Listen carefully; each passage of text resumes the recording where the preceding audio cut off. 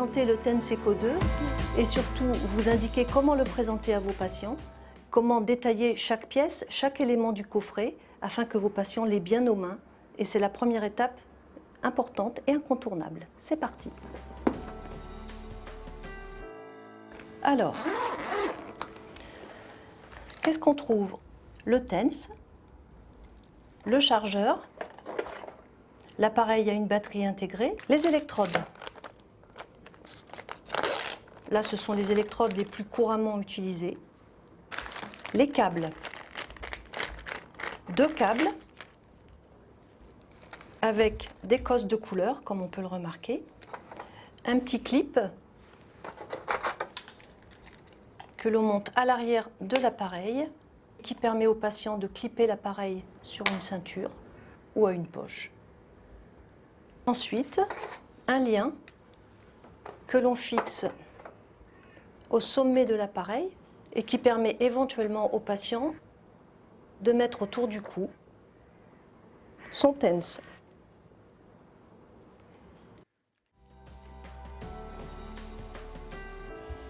Voilà, une fois qu'on a fait l'entretien avec la patiente, qu'on a déterminé ses besoins, ses attentes, qu'on a un petit peu, on lui a présenté l'appareil, le mode d'action, vient le second temps où on va lui montrer comment poser les électrodes, où les poser.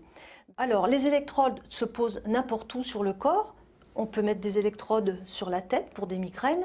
Il y a un type d'électrode, surtout une taille d'électrode qui correspond à chaque partie du corps. Ce peut être le visage, le front, la nuque, les épaules, l'abdomen, bien entendu, sauf chez la femme enceinte, c'est totalement contre-indiqué, les bras, épaules, coudes, avant-bras, la main, le bassin, les hanches, les cuisses, genoux, jambes et les pieds. Il peut y avoir d'autres douleurs. Le patient peut avoir des douleurs multiples, il peut y avoir un coude, il peut y avoir des lombaires. Dans ce cas-là, le patient pourra faire une séance le matin sur son dos et l'après-midi sur le coude, si tel est le cas, ou le soir. En fait, c'est lui qui va gérer son programme sur les lombaires. Le TENS est donc utilisable sur toutes les parties du corps qui sont douloureuses.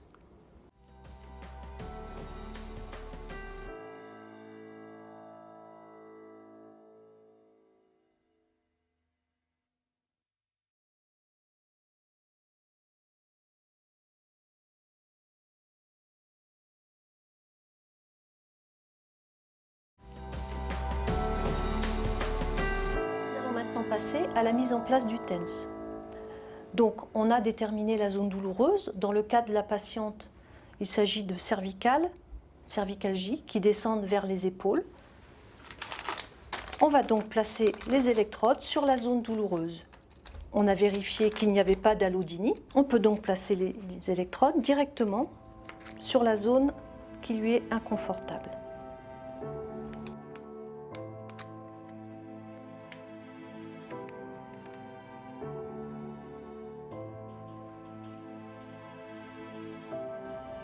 Voilà. Il est important de ne pas trop écarter les électrodes, c'est-à-dire qu'on doit rester bien sur la zone douloureuse et on fait la connexion des câbles.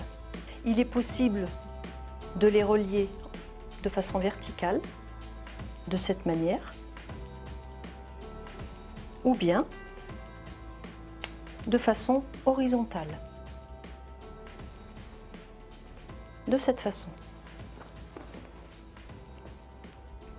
Je branche les 2 électrodes du dessous, on est donc à l'horizontale, et je vais connecter les câbles au TENS. Pour une articulation, dans le cas présent pour un coude, on dispose les électrodes de cette façon, de sorte à ce qu'elles se regardent. Voilà. Les électrodes sont ainsi disposées. Cela permet un effet tournant de la stimulation qui est vraiment centré et fixé sur l'articulation qui est douloureuse et donc une meilleure efficacité. Pour une épaule douloureuse, on choisit d'encadrer l'épaule en faisant ce qu'on appelle un effet croisé. Ces deux électrodes sont disposées de cette façon. Et les deux autres de cette façon.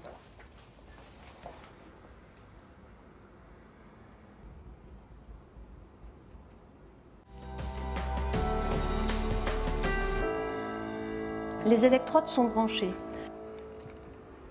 On met en route l'appareil. L'appareil est en route. Sur le cadran, on peut noter P comme programme, P comme programme. Cette touche P sert à sélectionner les différents programmes. On a ici le témoin de charge de la batterie. Dans le cas présent, elle est pleine. Le timer, dans le cas présent, est pré-réglé sur 30 minutes. Cependant, si vous souhaitez modifier le timing, c'est tout à fait possible. Vous appuyez sur la lettre E, le temps clignote et à l'aide de la barre de droite, vous augmentez le temps ou diminuez le temps de séance. Voilà, on peut aller jusqu'à 60 minutes, soit 1 heure. L'appareil, une fois qu'il est réglé, on réappuie sur le E, le temps se fige, il est enregistré. Ensuite, les deux barres correspondent à chaque câble et donc à 2 électrodes. C'est ici que se fait la mise en route. Si j'appuie tranquillement par impulsion, je mets en route l'appareil et je commence la stimulation. Dans le cas présent, je stimule les 2 électrodes supérieures. De la même manière, on met en route le second câble, donc les 2 autres électrodes, de nouveau en appuyant par impulsion jusqu'à l'intensité confortable recherchée. On remarque qu'on ne peut plus monter. L'écran s'est verrouillé. On voit ici apparaître une petite clé. L'écran se verrouille assez rapidement. C'est une sécurité pour éviter, une fois que le patient a réglé son niveau de confort, son programme, que l'appareil se déverrouille et le programme se change éventuellement. Pour déverrouiller l'appareil, il suffit d'appuyer sur une flèche du bas. Et à ce moment-là, on est parti pour 30 minutes de stimulation antidouleur. Ce petit bouton permet de mettre à 0 pour éventuellement changer de programme, mais aussi d'éteindre en appuyant une seconde fois, 1 à 2 secondes.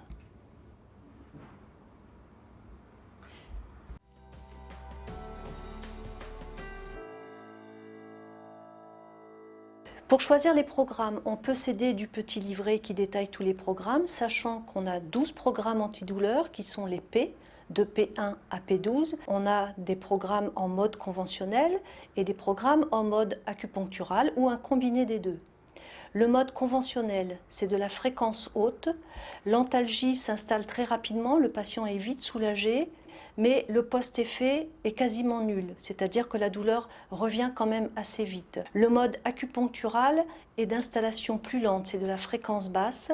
En revanche, le post-effet est plus long. Pour démarrer, on démarre toujours par un mode conventionnel parce qu'il est plus agréable, plus facile pour le patient. Et petit à petit, on peut introduire un mode acupunctural qui permet un post-effet beaucoup plus long. Quand le patient a terminé sa séance, il y a une petite information à lui donner sur la gestion et l'entretien de ses électrodes. Les électrodes durent 15 jours, elles sont donc réutilisables. À la dernière séance, le soir, le patient enlève les électrodes, on recolle l'électrode sur le blister et il faut conseiller au patient de conserver pour la nuit les électrodes dans le bac à légumes du frigo parce que l'humidité plus le froid améliore la conduction, donc l'efficacité des électrodes. Au bout de 15 jours, le patient jette les électrodes et en prend de nouvelles. On se sera assuré qu'il a la prescription nécessaire. Il est important d'assurer un suivi du patient. On peut voir le patient à 1 mois et à 3 mois. En cas de non-efficacité, si le patient n'est pas soulagé sous une quinzaine de jours, il est intéressant de lui demander de nous rappeler et de réévaluer avec lui.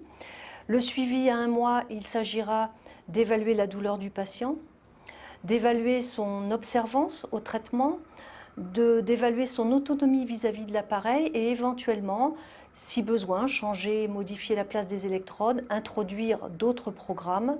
Et le médecin prescripteur aura fait bien entendu un courrier au médecin traitant pour l'informer de la mise en place de ce dispositif antalgique. Nous avons la possibilité d'aller vérifier dans l'historique de l'appareil combien le patient a fait de séances, le nombre, mais aussi les programmes utilisés et la durée. Pour cela, il faut appuyer sur la flèche du bas et sur le E en même temps. Voilà. À gauche, le nombre de jours utilisés. Nous sommes au 25e jour dans le cas présent. Le patient a fait 3 séances. En haut à gauche, on voit que le patient a fait la 3e séance en mode P10. Si on veut aller regarder le détail de la 2e séance, on appuie sur la flèche du bas. Il a fait une séance de 11 minutes en P07. C'est donc à l'aide de l'historique de l'appareil que l'on peut voir si le patient a eu une bonne observance du traitement, la qualité, c'est-à-dire la durée des séances, si c'était des séances d'au moins 30 minutes, et si les programmes étaient respectés.